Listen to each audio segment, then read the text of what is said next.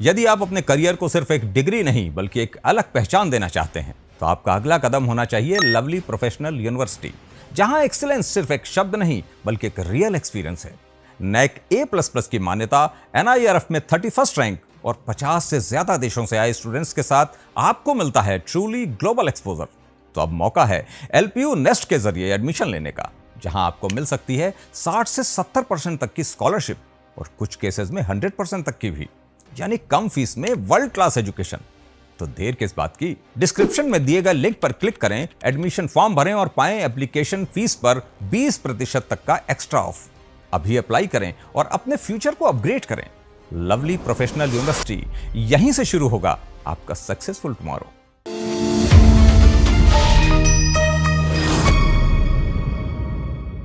नमस्कार, शब्द सांची विंध्य के समाचार बुलेटिन में आपका स्वागत है। मैं हूं आपके साथ नियाजिया। शुरुआत करते हैं हेडलाइन से। रीवा में नेशनल हाईवे 39 पर संदिग्ध अवस्था में मिला अज्ञात महिला का शव। रीवा में बुजुर्ग महिला को कमरे में बंद कर लाखों की चोरी, बेटी की शादी के जेवर ले उड़े चोर। रीवा में 2 बाइकों की भीषण भिड़ंत, 6 लोग घायल, 5 की हालत गंभीर। सागर में रीवा का दबदबा, 2 खिलाड़ियों ने जीते स्वर्ण सहित कई पदक। रीवा बाईपास पर 10 मई से शुरू होगा बिहर नदी पुल का आवागमन। रीवा में देर रात हो रही अवैध भारी ब्लास्टिंग से ग्रामीणों में दहशत। रीवा में डिजिटल जनगणना का आगाज, 3700 कर्मचारी संभाल रहे मोर्चा। SDMH रीवा में इमरजेंसी सेवाएं बेपटरी, स्ट्रेचर पर घंटों तड़प रहे मरीज, सीनियर डॉक्टर नदारद। रीवा में पुरानी रंजिश पर खूनी संघर्ष, शादी समारोह में युवक पर कट्टे से हमले का प्रयास। मऊगंज में हनी ट्रैप की आरोपी युवती प्रेमी संग ओडिशा से गिरफ्तार। सतना में शादी समारोह में विवाद के बाद युवक की चाकू मारकर हत्या। सतना में ई-रिक्शा पर निकली अनोखी बारात, परिणय सूत्र में बंधे 105 जोड़े। सीधी में विवाहिता का शव फंदे पर लटका मिला, मायके पक्ष ने लगाया दहेज हत्या का आरोप। शहडोल में 2 बाइकों की भिड़ंत में घायल युवक ने SDMH रीवा में तोड़ा दम। रीवा सहित विंध्य क्षेत्र में भीषण गर्मी के बीच धूल भरी आंधी और बारिश का अलर्ट। अब खबरें विस्तार से।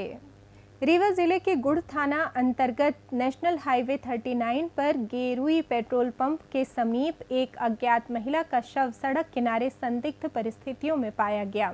महिला के शरीर पर कई जगह गंभीर चोट के निशान मिलने से हत्या की आशंका जताई जा रही है।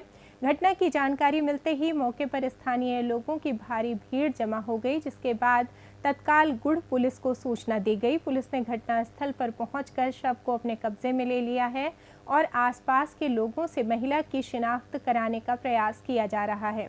प्राथमिक तौर पर मामला सड़क हादसे या हत्या से जोड़कर देखा जा रहा है, जिसकी पुष्टि पोस्टमार्टम रिपोर्ट और पुलिस तफ्तीश के बाद ही हो सकेगी। फिलहाल पुलिस ने मर्ग कायम कर मामले की जांच शुरू कर दी है। रीवा के बिछिया थाना क्षेत्र अंतर्गत कोठी गांव में बीती रात चोरों ने एक बड़ी वारदात को अंजाम देते हुए एक सूने घर से करीब 6 लाख रुपए के जेवरात और नकदी पार कर दी। घटना के वक्त गृहस्वामी संदीप पटेल अपने परिवार के साथ शिवपुरवा गांव में एक 13वीं कार्यक्रम में शामिल होने गए थे और घर में केवल उनकी बुजुर्ग मां अकेली थीं। शातिर चोरों ने बुजुर्ग महिला को घर के ही एक कमरे में बाहर से बंद कर दिया और अलमारी व पेटी के ताले तोड़कर बेटी की शादी के लिए बनवाए गए सोने के 3 लॉकेट की माला, झुमके, पायल और सकरी सहित अन्य कीमती गहने समेट लिए। चोरों ने पड़ोस में रहने वाले अरुण पांडे के नवनिर्मित मकान का भी ताला तोड़ा, जिसके बाद सुबह जानकारी होने पर पीड़ित परिवार ने बिछिया थाने में शिकायत दर्ज कराई है। फिलहाल पुलिस अज्ञात आरोपियों की तलाश में जुट गई है। रीवा जिले के जनेह थाना अंतर्गत पटेहरा गांव में गुरुवार देर रात एक दर्दनाक सड़क हादसा हो गया, जहां 2 मोटरसाइकिलों की आमने सामने हुई जोरदार टक्कर में कुल 6 लोग लहूलुहान हो गए। जानकारी के मुताबिक एक बाइक पर सवार लोग किसी पारिवारिक कार्यक्रम का निमंत्रण देने जा रहे थे, तभी सामने से आ रही दूसरी मोटरसाइकिल से उनकी सीधी भिड़ंत हो गई। टक्कर इतनी भीषण थी कि दोनों बाइकों के परखच्चे उड़ गए और उन पर सवार सभी लोग सड़क पर गिरकर गंभीर रूप से घायल हो गए। स्थानीय ग्रामीणों की मदद से घायलों को तुरंत नज़दीकी अस्पताल पहुंचाया गया, जहां प्राथमिक उपचार के बाद 5 लोगों की नाजुक हालत को देखते हुए 2 को रीवा और 3 को बेहतर इलाज के लिए प्रयागराज रेफर किया गया है। जनेह थाना पुलिस ने मामला दर्ज कर लिया है और दुर्घटना के कारणों की विस्तृत जांच की जा रही है। सागर जिले में आयोजित संभागीय खेल कूद प्रतियोगिता में रीवा के केंद्रीय विद्यालय क्रमांक 2 के खिलाड़ियों ने अपनी प्रतिभा का लोहा मनवाते हुए संभाग का नाम रोशन किया है। कोच नूर बानो मैम के कुशल मार्गदर्शन में उतरी 10 सदस्यीय टीम ने उत्कृष्ट प्रदर्शन करते हुए पदकों की झड़ी लगा दी। 5 लड़के और 5 लड़कियों की इस टीम ने अंडर 14 वर्ग के समर्थ तिवारी ने अपनी रफ्तार का जादू बिखेरते हुए 400 मीटर और 600 मीटर की रेस में दोहरे स्वर्ण पदक पर कब्जा जमाया। वहीं अंडर 17 वर्ग में अरविंद प्रताप सिंह ने 800 मीटर दौड़ में प्रथम स्थान पाकर स्वर्ण पदक जीता, जबकि इसी आयु वर्ग में वरद भट्ट ने बहुमुखी प्रतिभा दिखाते हुए हाई जंप में सिल्वर और ट्रिपल जंप में ब्रॉन्ज मेडल जीतकर विद्यालय को गौरवान्वित किया। खिलाड़ियों की इस ऐतिहासिक सफलता ने न केवल उनके कठिन परिश्रम और दृढ़ संकल्प को साबित किया है, बल्कि पूरे खेल जगत में रीवा संभाग का मान बढ़ाया है। रीवा बाईपास रोड के विस्तार और बीहर नदी पर निर्मित पुराने पुल के सुधार का कार्य अंतिम चरण में है, जिसके चलते आगामी 10 मई से वाहनों का आवागमन पुनः शुरू हो जाएगा। मध्य प्रदेश सड़क विकास निगम के महाप्रबंधक अंशुल करोड़िया ने बताया कि विशेषज्ञों की देखरेख में ग्राइंडिंग, स्टेजिंग और ड्रिलिंग जैसे तकनीकी कार्य पूर्ण हो चुके हैं। वहीं जंग रोधक उपचार और एपॉक्सी ग्राउंडिंग के बाद अब माइक्रो कंक्रीटिंग का काम तेजी से किया जा रहा है। पुल के सुदृढ़ीकरण के बाद इसे अगले माह की 10 तारीख तक आम जनता और भारी वाहनों के लिए खोल दिया जाएगा, जिससे यात्रियों को डाइवर्जन और ट्रैफिक जाम से बड़ी राहत मिलेगी। रीवा जिले के ग्राम पंचायत बैजनाथ अंतर्गत हिनौती गांव में गुरुवार देर रात हुई तीव्र अवैध ब्लास्टिंग से पूरे क्षेत्र में हड़कंप मच गया, जिससे न केवल घरों में तेज कंपन महसूस किया गया, बल्कि कई मकानों की दीवारों में दरारें भी आ गईं।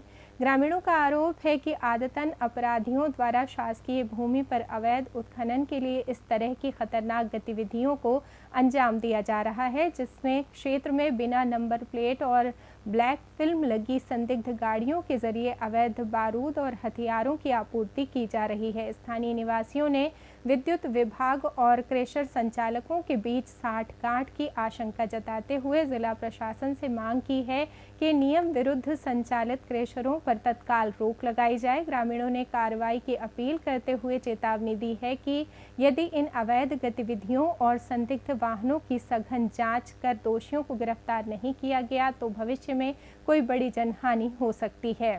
रीवा जिले में कलेक्टर नरेंद्र कुमार सूर्यवंशी के निर्देशन में 1 मई से डिजिटल जनगणना के प्रथम चरण की शुरुआत हो गई है, जो 20 मई तक संचालित होगी। इस पूरी तरह पेपरलेस और डिजिटल अभियान के लिए प्रशासन ने 3700 कर्मचारियों की तैनाती की है, जबकि अब तक लगभग 5000 नागरिकों ने ऑनलाइन माध्यम से स्वजनगणना कर ली है। Deputy collector R K. सिन्हा ने बताया कि ऑनलाइन पंजीयन करने वाले नागरिकों को मिले 12 अंकों के यूनिक आईडी नंबर को दिखाकर कर्मचारी से पुनः जानकारी भरने की ज़रूरत नहीं होगी।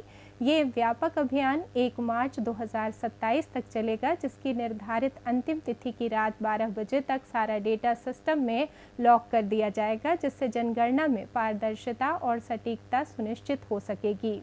रीवा शहर के सबसे बड़े संजय गांधी चिकित्सालय की इमरजेंसी सेवाएं पूरी तरह चरमरा गई हैं, जहां गंभीर मरीजों को इलाज के लिए स्ट्रेचर पर ही घंटों इंतजार करना पड़ रहा है। शुक्रवार को ओपीडी बंद होते ही कैजुअल्टी में मरीजों की भारी भीड़ उमड़ पड़ी, लेकिन मौके पर केवल जूनियर डॉक्टर ही मोर्चा संभालते नजर आए, जबकि ड्यूटी पर तैनात सीनियर चिकित्सक गायब मिले। सीनियर डॉक्टरों की अनुपस्थिति के कारण जूनियर डॉक्टर दबाव झेलने में असमर्थ हैं, जिससे इलाज में देरी हो रही है और आक्रोशित परिजनों व स्टाफ के बीच आए दिन विवाद और मारपीट की घटनाएं बढ़ रही हैं। दोपहर और रात के समय स्थिति और भी गंभीर हो जाती है, जिससे अस्पताल प्रशासन की व्यवस्थाओं पर बड़े सवाल खड़े हो रहे हैं।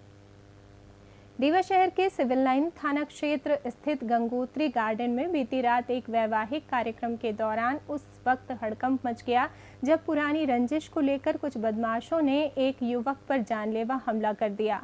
फरियादिया साधना चिकवा ने बताया कि उनके देवर कृष्णा चिकवा पर आरोपी गोलू और अनिकेत चिकवा ने अपने साथियों के साथ मिलकर अचानक हमला कर दिया और कट्टा दिखाकर जान से मारने की धमकी दी। बीच बचाव करने पहुंची महिलाओं के साथ भी धक्का मुक्की की गई, जिसके बाद बारातियों की भारी भीड़ जुटते देख आरोपी मौके से फरार हो गए। परिजनों का आरोप है कि हमलावर आदतन अपराधी हैं जो पहले भी मुंबई और रीवा में 3 बार युवक पर जानलेवा हमला कर चुके हैं, लेकिन पुलिस द्वारा ठोस कार्रवाई न किए जाने से उनके हौसले बुलंद हैं। फिलहाल देर रात हुई इस घटना से शादी के माहौल में अफरा तफरी मची रही और पीड़ित पक्ष ने सिविल लाइन थाने पहुंचकर मामले की लिखित शिकायत दर्ज कराई है।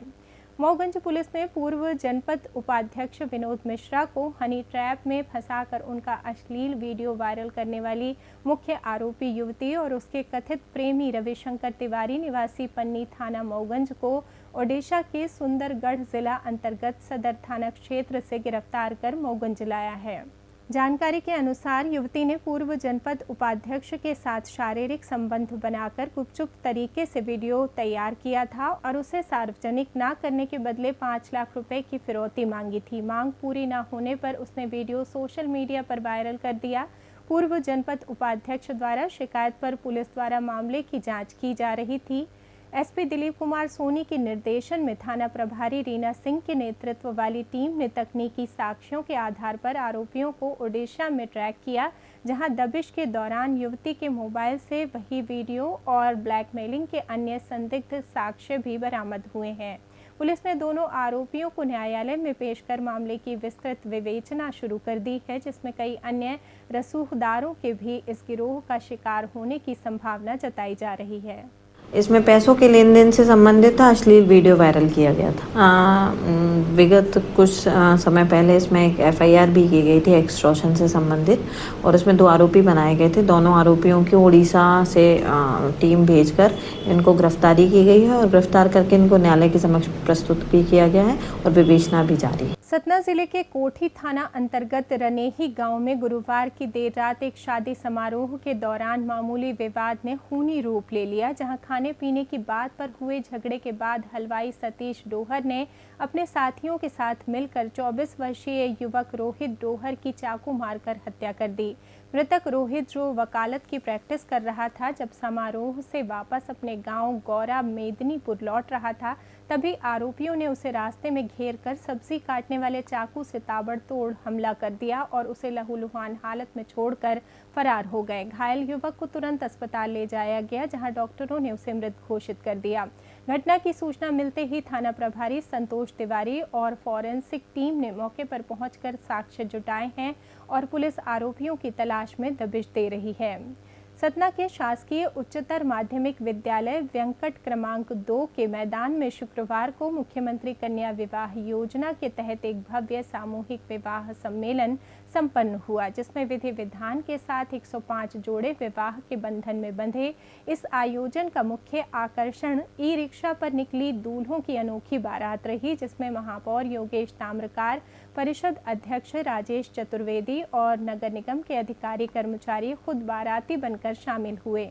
वेंकटेश लोक से डीजे और ढोल नगाड़ों की थाप पर निकली इस बारात का वधु पक्ष की ओर से तिलक लगाकर स्वागत किया गया, जिसके बाद राज्य मंत्री प्रतिमा बागरी और सांसद गणेश सिंह ने नवयुगलों को आशीर्वाद प्रदान किया। महापौर योगेश ताम्रकार ने इस पहल की सराहना करते हुए कहा कि ये योजना न केवल आर्थिक रूप से कमजोर परिवारों की बेटियों की शादी में मददगार साबित हो रही है, बल्कि दहेज प्रथा जैसी कुरीतियों पर अंकुश लगाकर सामाजिक समरसता और महिला सम्मान को भी बढ़ावा दे रही है। कार्यक्रम के अंत में सभी नवविवाहित जोड़ों को उपहार देकर विदा किया गया।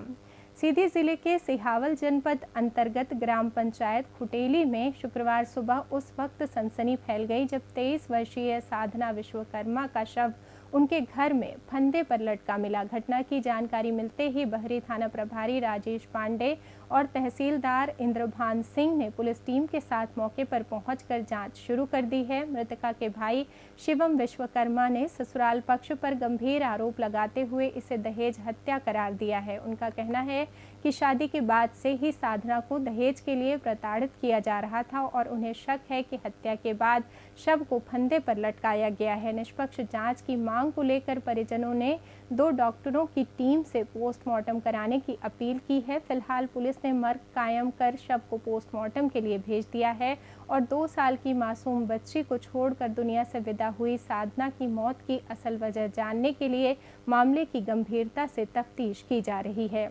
शहडोल जिले के बाणसागर क्षेत्र में हुए एक सड़क हादसे ने एक परिवार की खुशियां छीन लीं, जहां 2 बाइकों की आमने सामने हुई जोरदार टक्कर में घायल 43 वर्षीय कमलेश प्रसाद वैश की इलाज के दौरान मौत हो गई। घटना बीते 28 अप्रैल की है, जब बाणसागर वार्ड क्रमांक 5 निवासी कमलेश अपनी बाइक से घर लौट रहे थे। तभी विपरीत दिशा से आ रही एक तेज रफ्तार बाइक ने उन्हें अपनी चपेट में ले लिया। हादसे में गंभीर रूप से घायल होने के कारण उन्हें रीवा के संजय गांधी चिकित्सालय में भर्ती कराया गया था, जहां शुक्रवार सुबह उन्होंने दम तोड़ दिया।